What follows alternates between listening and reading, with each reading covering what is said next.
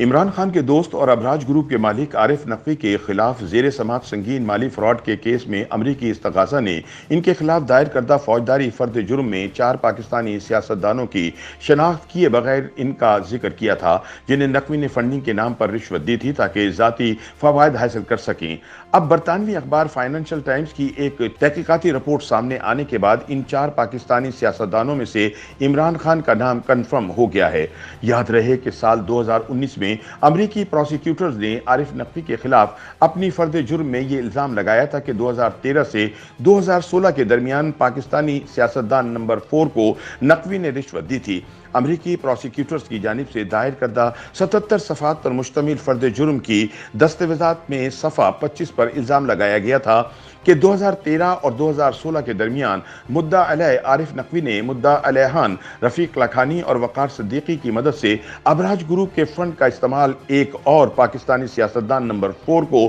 رشوت دینے اور ان کے کھانے اور سفر کے اخراجات کو پورا کرنے کے لیے کیا۔ اب یہ کہا جا رہا ہے کہ سیاستدان نمبر 4 عمران خان تھے۔ فرد جرم کے صفحہ 23 پر بحث کی گئی ہے کہ کس طرح عارف نقوی کی ہدایت پر ابراج انٹرپرائزز کے اراکین نے بھی گروپ کے فائدے کے لیے پاکستانی سیاستدانوں کو رشوت دی۔ سینئر صحافی انصار عباسی کی ایک رپورٹ کے مطابق فرد جرم کے پیرا 54 میں امریکی پروسیکیوٹر نے الزام لگایا تھا کہ مثال کے طور پر جون 2016 میں مدعا علیہ عارف نقوی نے پاکستان میں سیاستدان نمبر 1 کو 2 دیگر سیاستدانوں یعنی نمبر 2 اور نمبر 3 کے ساتھ مل کر سیاستدان نمبر 1 کو لین دین کے مشیر کے طور پر شامل کرنے اور $20 ملین دے کر مختلف معاہدے کرانے کا اختیار دیا تھا۔ ان معاہدوں میں کراچی الیکٹرک پاور لمیٹڈ بھی شامل تھا، جس کے شیئرز عارف نقوی نے ابراج گروپ کے کھاتے سے خریدے تھے۔ KES پاور لمیٹڈ کے الیکٹرک لمیٹڈ کے لیے ایک ہولڈنگ کمپنی ہے جو پاکستان میں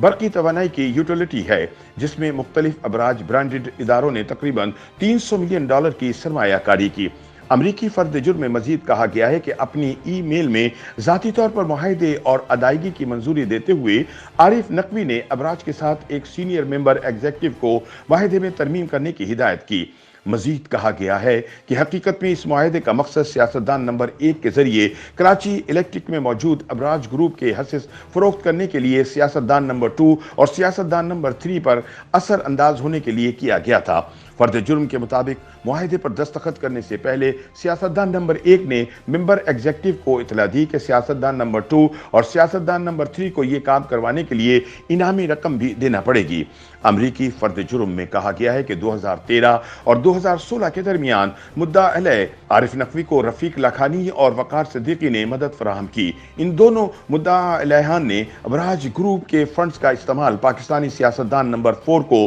رشوت دینے اور اس کے کھانے اور سفر کے اخراجات پورا کرنے کے لیے کیا۔ اگرچہ فرد جرم میں سیاستدان نمبر 4 سمیت 4 سیاستدانوں میں سے کسی کا نام نہیں لیا گیا، لیکن اب برطانوی اخبار فائنینشل ٹائم کی تحقیقاتی رپورٹ سامنے آنے کے بعد یہ کہا جا رہا ہے کہ ابراج گروپ کے عارف نقوی کے خلاف دائر کردہ امریکی فرد جرم میں جس سیاستدان نمبر 4 کا ذکر کیا جا رہا ہے وہ عمران خان ہیں۔ YouTube پر گوگلی نیوز دیکھنے کے لیے youtube.com کی سرچ بار میں googly news T V type کریں۔ گوگلی نیوز کے پیج پر سرخ رنگ کے سبسکرپشن والے بٹن پر کلک کرنا نہ بھولیے۔ YouTube پیج پر اپلوڈ ہونے والی ویڈیوز سے باخبر رہنے کے لیے بیل آئیکن پر کلک کیجیے۔ آپ کو ہر نئی ویڈیو کے بارے میں نوٹیفیکیشن موصول ہو جائے گا۔